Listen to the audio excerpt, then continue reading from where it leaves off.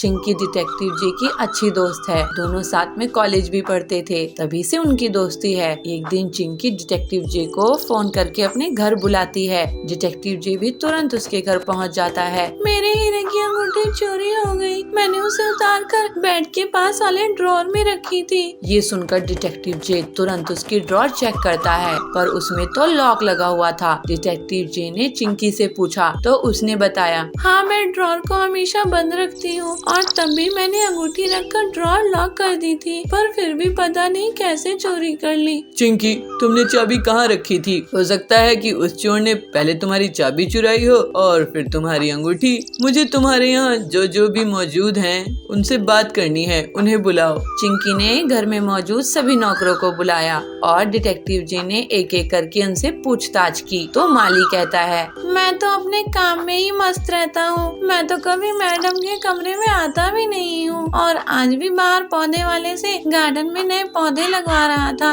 Guard बोलता है, मैं तो घर के बाहर ही बैठा रहता हूँ और सीसीटीवी कैमरा चेक करता रहता हूँ। मेरा तो वही काम है। घर के अंदर तो मुझे कोई कभी काम ही नहीं पड़ता है और मैंने कैमरे में भी ऐसा कुछ नहीं देखा। कुक कहता है, मेरा काम तो खाना बनाने का है, मैं तो खाना बनाकर चला जाता हूँ, मुझे नहीं पता चोरी किसने की। तीनों की बातें सुनकर डिटेक्टिव जे के पल्ले कुछ नहीं पड़ रहा था। उसे समझ नहीं आ रहा था कि कौन झूठ बोल रहा है, तो उसने गार्ड से सीसीटीवी फुटेज दिखाने को कहा। ठीक है, इधर आइए सर, मैं आपको सीसीटीवी फुटेज दिखाता हूँ। वो बाहर है। गार्ड उसे अपने साथ घर के बाहर वाले रूम में ले आया। वो रूम लॉक था और डिटेक्टिव जे अंदर जाकर सीसीटीवी फुटेज चेक करता है। उसने पहली फुटेज में देखा कि चिंकी नहाने से पहले चाबी अपने बेड के पास टेबल पर रख देती है और दूसरी फुटेज में वो नहा कर आती है तो चाबी उठाती है। पर डिटेक्टिव जे ने दोनों फुटेज को ध्यान से देखा, चाबी की जगह बदल गई है।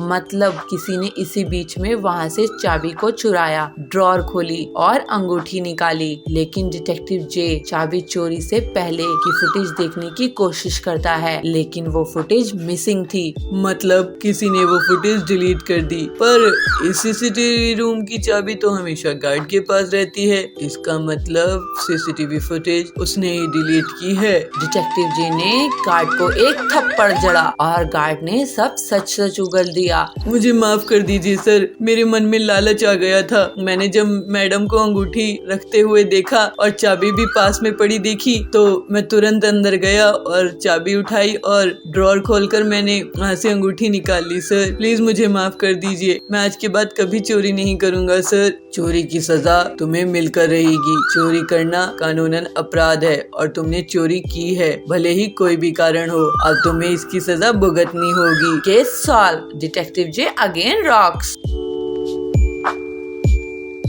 टूनी सुंदरवन में अपने माँ बाप के साथ रहती है। टूनी को चावल खाने का बहुत शौक है। वो पूरे दिन बस चावल ही खाती रहती है, रोटी को तो वो हाथ भी नहीं लगाती। अरे माँ ये क्या, रोटी चावल कहाँ है? चावल नहीं बनाया आज मैंने, यही रोटी बनाई है और चुपचाप खा लेने। अभी कल रात ही तो तूने बहुत सारे चावल खाए थे। मैं तो जा रही हूँ माँ, तुम ये खाओ अपनी ये रोटी, मैं कॉलेज में एक कड़ी चावल लेकर खा लूंगी। अरे बेटी इतने चावल मत खाया कर, तुझे ही आगे जाकर परेशानी होगी। अरे माँ कोई परेशानी नहीं होगी, तुम भी ना। टूनी अपने कॉलेज के लिए निकल जाती है और कॉलेज की कैंटीन में जाकर कड़ी चावल खाने लगती है। तभी उसकी दोस्त के पास आते हैं। वो देखो वो बैठी है चावल और देखो चावल ही खा रही है। अरे चावल, मेरा मतलब टूनी, तुम यहाँ खाना खा रही हो क्या? घर से नाश्ता करके नहीं आई? अरे नहीं, मम्मी ने रोटियां बनाई हुई थी ना, और तुम्हें तो पता है मुझे चावल ना मिले तो मेरी भूख मिटती ही नहीं है। हाँ हाँ जानता हूँ मैं, तभी तो मैंने तुम्हारा नाम चावल रखा हुआ है। टूनी पूरे दिन बस चावल ही खाती थी, उसे रोटी खाने का कोई शौक नहीं था। उसका तो पेट भी रोटी से ही भरता नहीं था, रोटी को तो वो छूती भी नहीं थी। ऐसे ही कुछ दिन बीत जाते हैं और टूनी की शादी सोनू नाम के लड़के से हो जाती है। शादी के अगले दिन वो सुबह सुबह रसोई में जाकर राजमा चावल बनाने लगती है। जब उसकी सास रसोई में आती है तो उसे देखकर कहती है, अरे बहू क्या बना रही है तू आज? माँ जी मैं तो राजमा चावल बना रही हूँ। क्या राजमा चावल? अरे बहू आज तो तेरी पहली रसोई है, तुझे तो आज कुछ मीठा बनाना चाहिए था, कि तू क्या बनाने लग गई? माँ जी सोनू जी को बहुत भूख लग रही थी, तो उन्होंने मुझसे कहा कि उनका राजमा चावल खाने का मन है तो मैंने बना लिए। अच्छा, लेकिन पहले तो कभी मुझसे चावलों की उसने फरमाइश करी ही नहीं। चल बना ले, और हाँ कुछ मीठा भी बना लेना। टुनी राजमा चावल बनाने के बाद थोड़ी सी खीर भी बना लेती है और अपनी सास को देती है। उसकी सास को खाना बहुत पसंद आता है और ऐसे ही समय बीतता जाता है और अब टुनी हर रोज चावल ही बनाकर बैठ जाती थी। वो रोटियां तो कभी बनाती ही नहीं थी और रोज चावल खाकर उसकी सास भी अब उब चुकी थी। एक दिन, माँ जी बताइए शाम के खाने में क्या बनाना है? मुझसे क्या पूछ रही है, दाल चावल बना ले। माँ जी आप ऐसे क्यों कह रही हैं? तो कैसे बोलूं, तू तो हर दिन यही चावल बनाकर बैठ जाती है। अरे फोन पर इतना कुछ देखती है, कुछ सीखती नहीं है क्या उससे?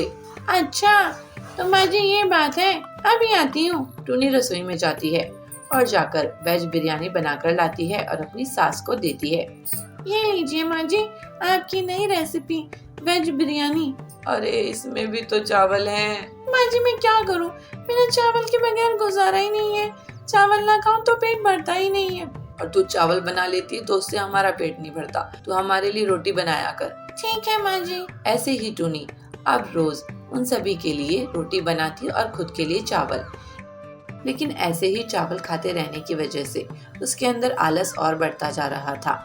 एक दिन उसकी सास उससे कहती है, देख बहू, इसका तो एक ही इलाज है, अब तू चावल की रोटी खाना शुरू कर दे, नहीं तो तेरा शरीर ऐसे ही फूलता जाएगा और तू आलस की पिटारी बनती जाएगी। चावल खाना इतना अच्छा नहीं होता, ठीक है ना? चावल रोटी के मुकाबले जल्दी गल जाता है और तुझे भूख भी इसलिए जल्दी जल्दी लगती है। तू अब से चावल की रोटी बना के खाया कर। ठीक है माँ जी। अब से टुनी चावल की जगह चावल की रोटी बनाकर खाया करती और इससे उससे चावल खाने की बीमारी से मुक्ति मिल गई।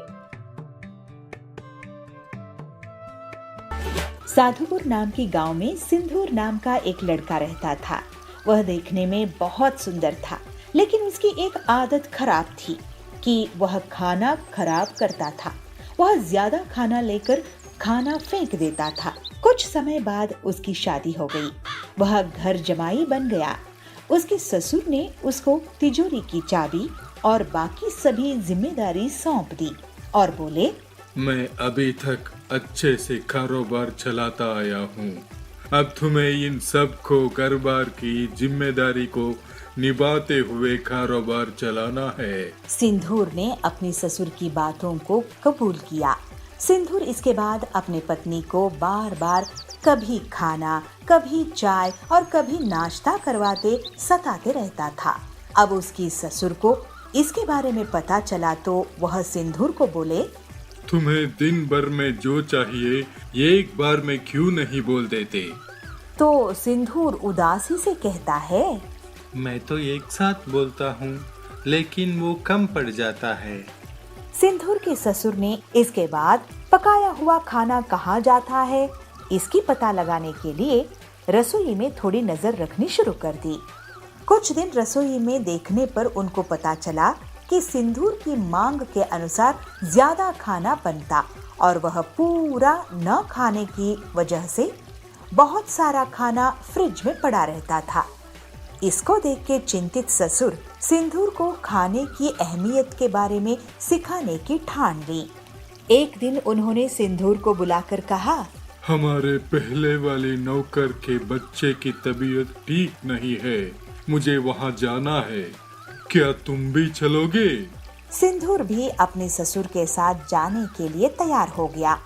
अपने नौकर की बस्ती में जाकर सिंदूर के ससुर ने कहा, मैं अभी रास्ता पूछ कर आता हूँ। इसके बाद सिंदूर वहीं खड़ा रहा। सिंदूर ने एक घर के अंदर झांक कर देखा तो एक छोटा बच्चा भूख के कारण रो रहा था। उसकी माँ ने अपने अनाज के सारे डिब्बे बर्तन देखे, लेकिन वो खाली थे। यह देखकर सिंदूर को रोना आ गया। कुछ देर बाद उसके ससुर आए और उसको अपनी नौकर के घर लेकर गए। नौकर के घर जाने पर उसका लड़का बीमार लेटा हुआ था। जब सिंदूर के ससुर ने बीमारी का कारण पूछा तो नौकर ने कहा, ये घर से बचा हुआ भोजन लेकर खाया था, लेकिन उसको नहीं पता था कि वह खाना खराब था।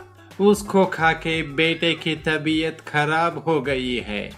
यह कहकर वह रोने लगा।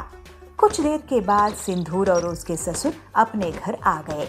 घर आने पर सिंदूर अपनी ससुर के सामने हाथ जोड़कर क्षमा मांगते हुए आंख में पानी भर लेता है। जब उसकी ससुर ने कारण पूछा तो सिंदूर कहता है, मैं खाने को कितना बर्बाद करता था और किसी को खाने के लिए 2 वक्त की रोटी भी नहीं है। अब के बाद मैं खाने को कभी बर्बाद नहीं करूंगा।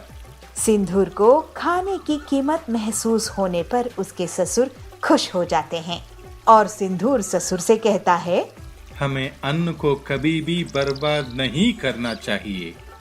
इसके प्रायश्चित के लिए मैं अपनी हैसियत के हिसाब से हर दिन अन्नदान का बीड़ा उठाता हूँ। कहते हुए प्रसन्नता से अपने घर के पास के मंदिर जाके अन्नदान पे जुट जाता है।